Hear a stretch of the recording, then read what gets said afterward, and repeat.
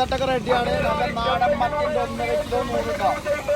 വലിയ അയിലാണ് 2 കിലോ 150, 1.25 100. വലിപ്പല്ല അയിലാണ് കേട്ടോ.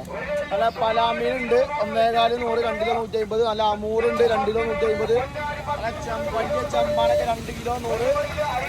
ചെമ്പഞ്ച് നല്ല പലവക മീനുകളുണ്ട് 2 കിലോ 100 വലിയ മത്തി ഉണ്ട്. ഇനി കൂന്തലൊക്കെ വരാണ്ട് കേട്ടോ.